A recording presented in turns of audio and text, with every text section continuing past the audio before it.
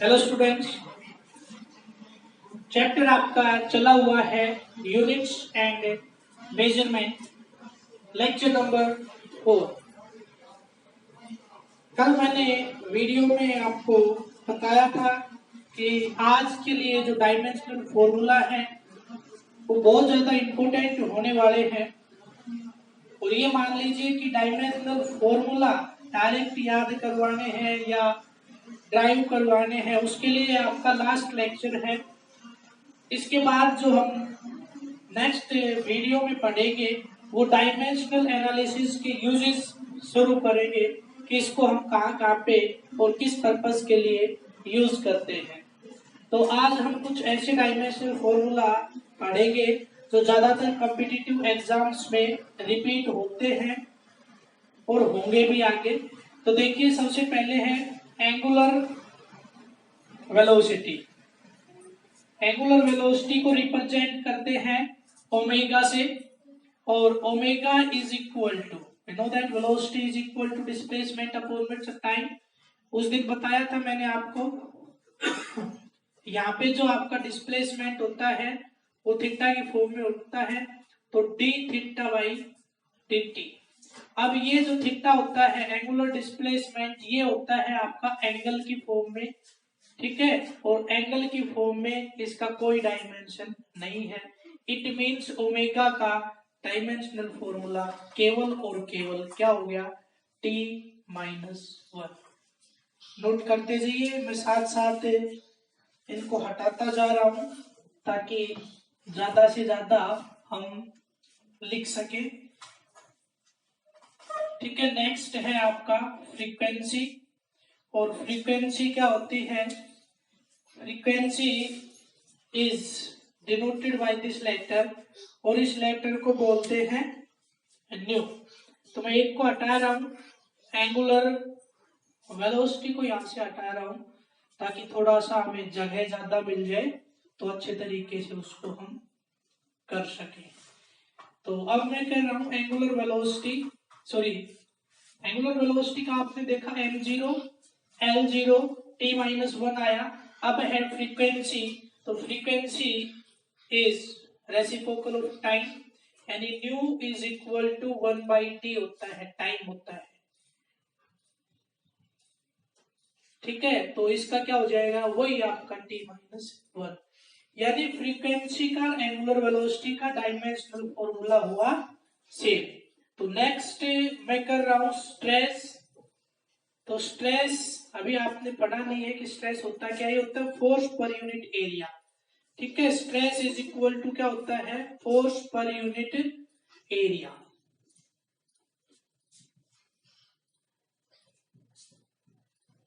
Force upon area, मैंने बताया था आपको फोर्स का बिल्कुल अच्छे तरीके से याद रखना है।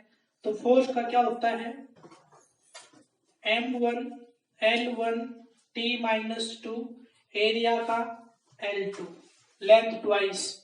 इस स्क्वायर से ये l कैंसिल, ये l होगा ऊपर जाके माइनस का, तो ये बन गया आपका m1 l minus 1 t minus 2। That is the dimensional formula for stress. इससे नेक्स्ट अगर मैं बात करूं तो वो है यंग्स मॉडुलस, जिसको रिप्रेजेंट करते हैं y से। ये होता है आपका स्ट्रेस इनटू स्ट्रेन।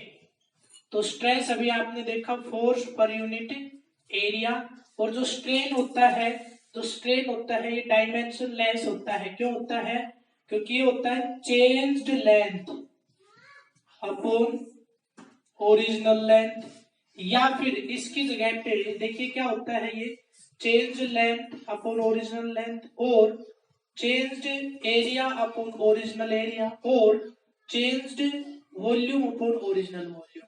यानी चाहे आप कोई भी इनमें से यूज कर लो, तो ये तो आपका कैंसिल हो जाना है, क्योंकि इसका भी एल होगा इसका भी एल, इससे ये कैंसिल।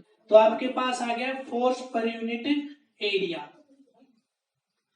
यंग्स मॉडुलस का वही रहेगा जो आपका स्ट्रेस का आया था। फोर्स का लिखेंगे, एरिया का लिखेंगे, तो जो आपका स्ट्रेस का आया था वही किसका रहता है, यंग्स मॉडुलस का भी रहता है।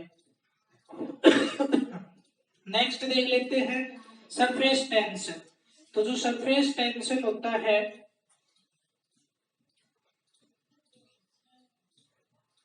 ये इसको रिप्रेजेंट करते हैं कैपिटल टी से, और which is equal to force per unit length. Force upon length होता है, तो फोर्स का लिखिए m1 l1 t-2 upon l, l से l कैंसिल, तो ये आ गया आपका m1 l0 t-2।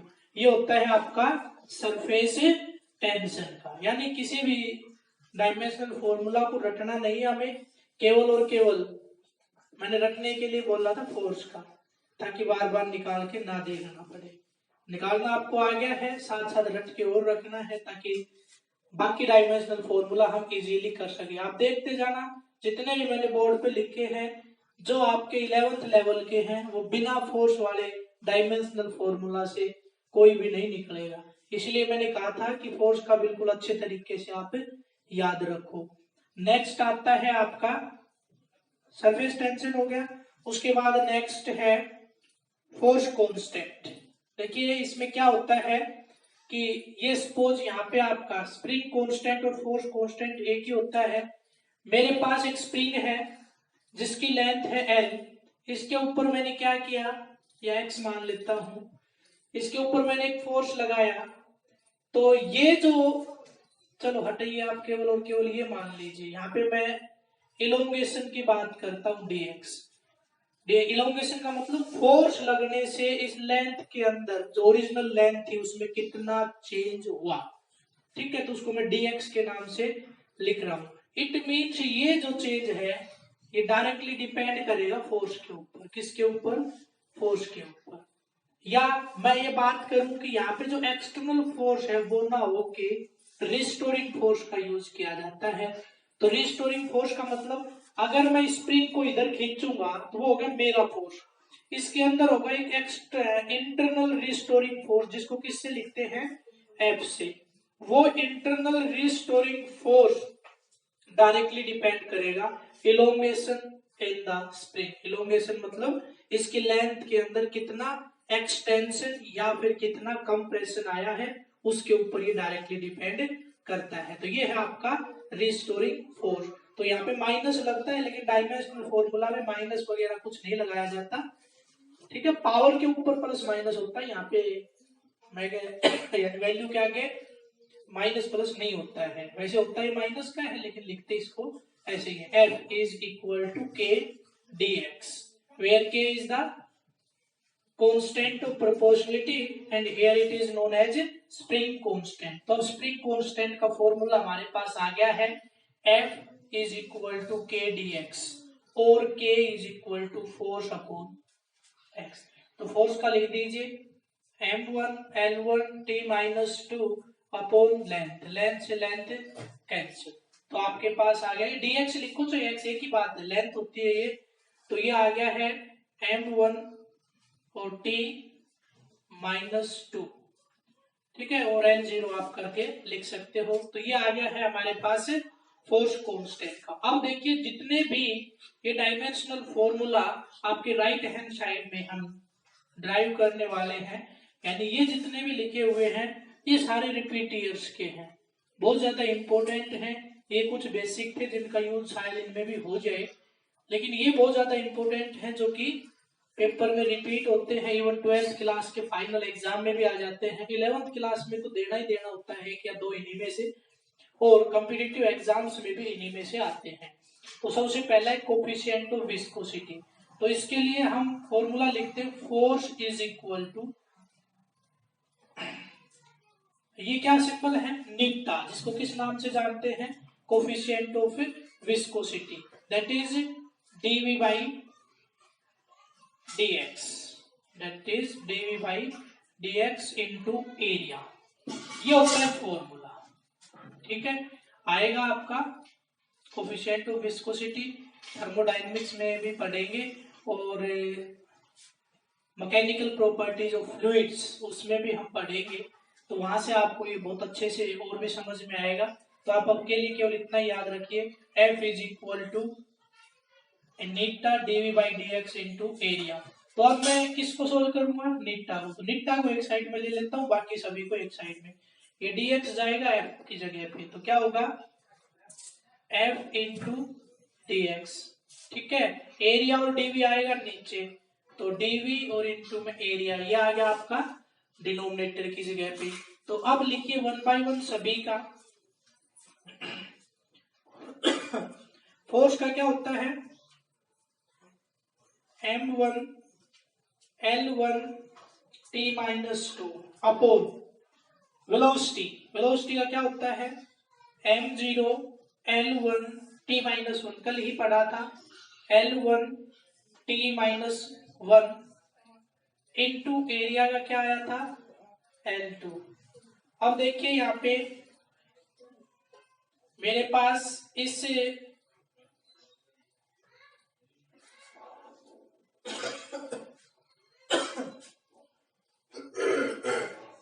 बार देख लेते हैं कभी कोई गड़बड़ तो नहीं होगी है। Eta is equal to force into में dx अपॉन dv इंटू में एरिया, वेलोसिटी का लेंथ पर यूनिट टाइम और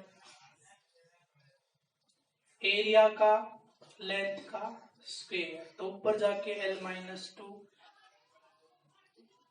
L1 है।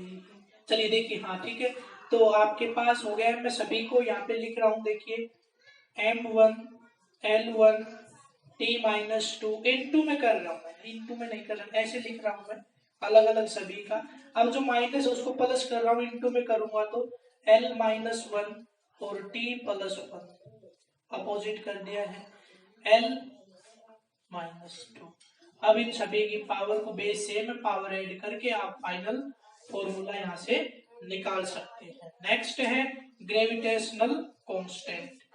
क्लियर है, देखो ये आपको अगर याद है तो बहुत इजी है फॉर्मूला निकालना, तो यहाँ से आपका फॉर्मूला आ जाएगा। ठीक है, तो नेक्स्ट मैं बात कर रहा हूं,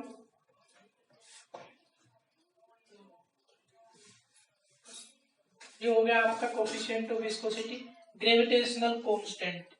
we know that F is, याद है यूनिवर्सल लॉ ऑफ ग्रेविटेशन क्या आया था, m1 m2 upon r square. और क्या लिख सकता हूं इसको, इस सिंबल को हटाने के लिए g into m1 m2 upon r square. अब मैं क्या करूंगा, ये g के लिए सोल्व कर दूंगा, g is equal to r square into f upon में मास के लिए क्या लिखते हैं m2 ना, m1 लिखते तो दो मासेज है, तो ये क्या हो गया आपका m2। Now write down the dimensional formula for individual term. तो r के लिए रेडियस, रेडियस एक लेंथ है, लेंथ का स्क्वायर यानी L2 इंटू में force m1 L1 t minus 2 और अपॉन m स्क्वायर। तो देखिए स्क्वायर से ये m कैंसिल, आप इसको आगे सोल्व करके लिख सकते हो। तो मैं आपको कंबाइन करके दिखा देता हूँ, L2 L1 t माइनस 2 और m माइनस 1 कंबाइन करके आप इसका डायमेंशनल फॉर्मूला यहाँ से लिख सकते हो। तो ये था आपका यूनिवर्सल ग्रेविटेशनल कांस्टेंट G के लिए।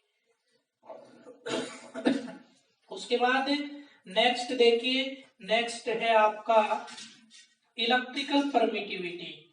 इलेक्ट्रिकल परमिटिविटी, तो इसके लिए आपको जो फॉर्मूला है वो 12th क्लास में पढ़ना है, लेकिन फाइनल रिजल्ट मैं आपको बता देता हूँ। जिस तरह से आपने Newton's law of gravitation motion से रिलेटेड पढ़ा है, ऐसे ही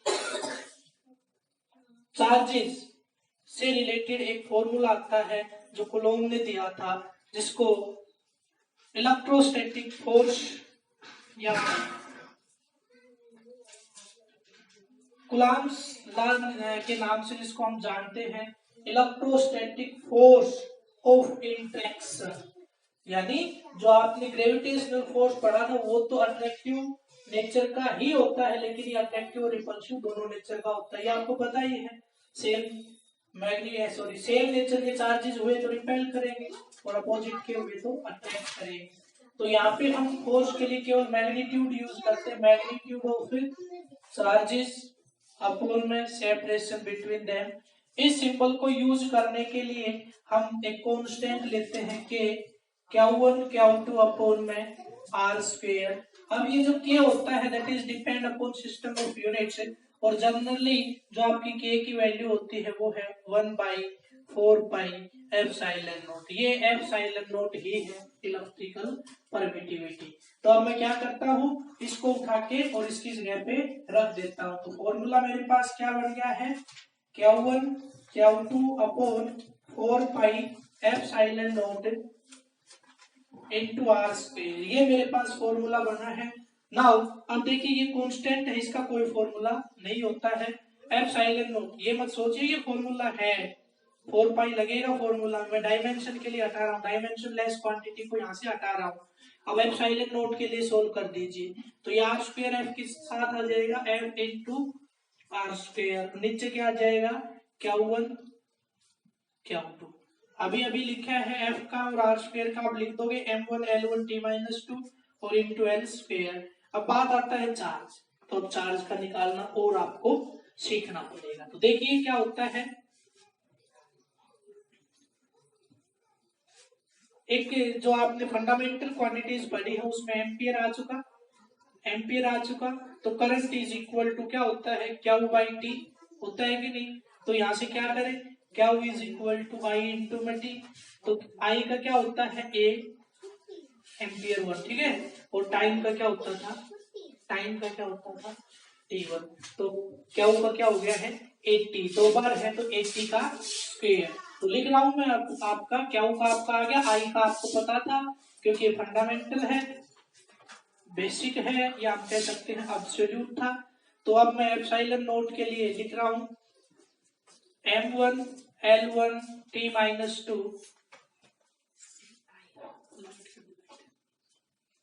epsilon naught is equal to m1 l1 t-2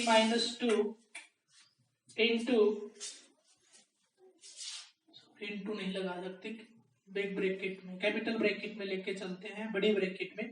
यहाँ पे एल स्क्वायर और नीचे आपका आ जाएगा A2 और T2, ये आ गया आपका।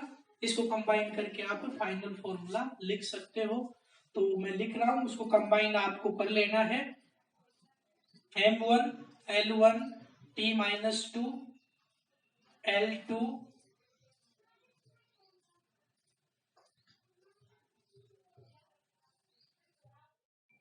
तो एप्सिलॉन नोट के लिए आपके पास जो फॉर्मूला है वो ये बन गया। इसको कंबाइन करके आप लिख सकते हो। बहुत इंपॉर्टेंट फॉर्मूलाज है, जितने भी हैं बहुत ज्यादा इंपॉर्टेंट है। आपको फॉर्मूला याद है तो आप डायमेंशनल फॉर्मूला इजीली इसका बना सकते हो। नेक्स्ट है आपका स्पेसिफिक रेजिस्टेंस। तो स्पेसिफिक रेजिस्टेंस की अगर मैं बात करूं तो कहां से आई relation, resistance of a conductor or a wire is directly depend upon its length. Resistance is inversely depend upon area. On combining both these equations we get R is directly depend upon L upon में A। तो यहाँ पे इस symbol को हटाना पड़े तो क्या करते हैं, R इज इक्वल टू यहाँ पे कांस्टेंट लगाते हैं। वो कांस्टेंट क्या होता है आपका, रो L अपॉन में A। तो ये आ गया आपका फॉर्मूला रेजिस्टिविटी। स्पेसिफिक रेजिस्टेंस और रेजिस्टिविटी एक ही बात है। तो अब मेरे को रो को एक साइड में कर देना है, रो के लिए आपका फॉर्मूला आ जाएगा। तो मैं कर रहा हूं यहाँ पे rho is equal to r into में ए अपॉन एल, ठीक है। तो अब बात आ गई आपकी ना, आपको रेजिस्टेंस का डायमेंशनल फॉर्मूला पता, एरिया और लेंथ का तो आप कर दोगे, लेकिन बच गया आपका रेजिस्टेंस। तो ये भी बहुत खतरनाक है रेजिस्टेंस का निकालना भी। तो वहां से पहले रेजिस्टेंस का निकाल के लेके आते हैं, उसके बाद उसको यहाँ पुट करते हैं, फिर देखते हैं क्या होता है। तो देखिए जनरल इक्वेशन होती है V is equal to I R और R is equal to V upon I. Clear है। V का, अब V का नहीं पता, V होता है पोटेंशियल डिफरेंस। तो आप 12th क्लास में एक डेरिवेशन पढ़ोगे, dV by dr is equal to L, ठीक है। इसको अगर मैं यूज करूं तो यहाँ पे ये dv/dr क्या होता है, चेंज इन पोटेंशियल डिफरेंस, और ये नीचे क्या है आपकी लेंथ है, और ये भी आपकी क्या होगी लेंथ होगी। ये आपका ये मतलब दो प्लेट्स होती है उनके बीच का गैप होता है, तो आप केवल लेंथ के नाम से ही लेके चलिए इसको। तो अब आपके पास सॉरी यहाँ पे इलेक्ट्रिक फील्ड होता है, क्या होता है इलेक्ट्रिक फील्ड, ये आ गया। उसके बाद देखिए मैं क्या करता हूँ, डी वगैरह को तो हटा देता हूँ, dv/dr इज इक्वल टू ई होता है, तो v upon r is equal to e कर लो। अब यहां से v is equal to e into में r हो गया। ये जो r है ये लेंथ है, ये क्या है लेंथ है। और देखिए v इज इक्वल टू, अब इस इलेक्ट्रिक फील्ड का नहीं पता, तो इलेक्ट्रिक फील्ड क्या होता है वो और देख लेते हैं। E is equal to F upon क्या होता है, E is equal to F upon में क्या होता है, रख दीजिए एफ अपॉन में क्या इंटू में आर की जगह पे लेंथ लिख देता हूँ, ठीक है। तो शायद तो अब आपको लग रहा है कि डायमेंशनल फॉर्मूला आ जाएगा, तो देख लेते हैं, सभी को कंबाइन कर रहा हूँ, नोट कर लीजिए इसको, बहुत ज्यादा इंपॉर्टेंट है एग्जाम पॉइंट ऑफ व्यू। 1 या 2 नंबर में आपका क्वेश्चन पूछा जा सकता है। इन सभी को हटा रहा हूं मैं, ठीक है। जो आपके पास फाइनल एक्सप्रेशन आई है केवल उसका यूज करूंगा, तो देख लीजिए resistivity is equal to R into क्या था भाई, ए था या एल था, एरिया अपॉन में लेंथ, ये आपके पास फॉर्मूला आया था। तो अब मैं रेजिस्टेंस की जगह पे लिख रहा हूं क्या, V upon I, resistivity is equal to V upon में आई इंटू एरिया अपॉन में लेंथ, क्लियर है। अब मैं V की जगह पे क्या लिख रहा हूं, V की जगह पे F अपॉन में क्या हो into l, rho is equal to, इन सभी को एक साथ लिख रहा हूं, A अपॉन में आई इंटू एल, और V की जगह पे ये आपका आया है फोर्स अपॉन में क्यू और इंटू में एल, एल से एल हुआ कैंसिल। अब आपको सभी के डायमेंशनल फॉर्मूला पता है, अब कुछ भी नहीं बचा है इसमें, अब आप इजीली कर सकते हो। ऐसे रेजिस्टेंस का निकालना आ जाता है कई बार, तो रेजिस्टेंस का भी आपको ऐसे ही निकालना है, और रेजिस्टिविटी का भी आपको ऐसे ही निकालना है। रेजिस्टेंस का है ना R is equal to V upon Y, वो भी आ जाता है कई बार, तो केवल रेजिस्टेंस का भी आप निकाल सकते हो। तो यहां से देखिए एरिया का L2 इंटू फोर्स का M1 L1 T-2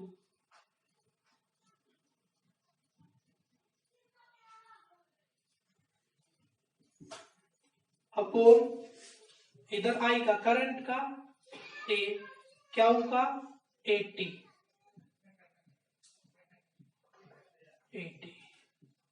तो ये हमारे पास फॉर्मूला आ गया है। देख लेना कुछ छूट तो नहीं गया है, शायद तो नहीं छूटा।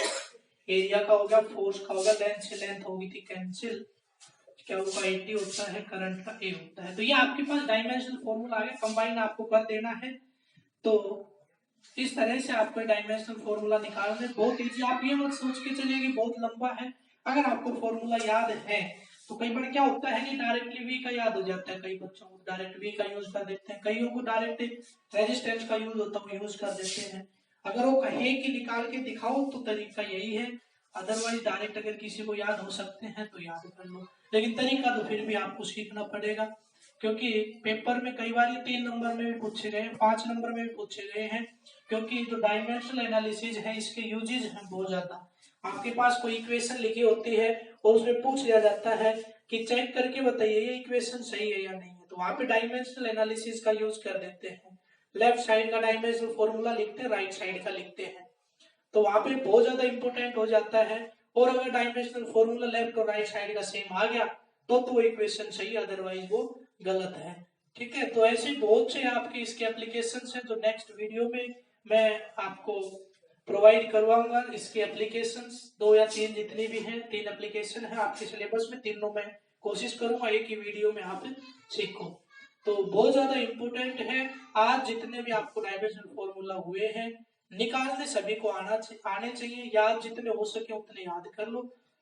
एक चीज जरूर याद करनी है, सभी के लिए फॉर्मूला, यानी जैसे हमने रेजिस्टिविटी के लिए लिखा था, कोफिशिएंट ऑफ विस्कोसिटी के लिए लिखा था, ये सारे फॉर्मूलाज आपको याद होने चाहिए। फॉर्मूला अगर याद है तो उनसे डायमेंशनल फॉर्मूला बनाने बहुत ही इजी है।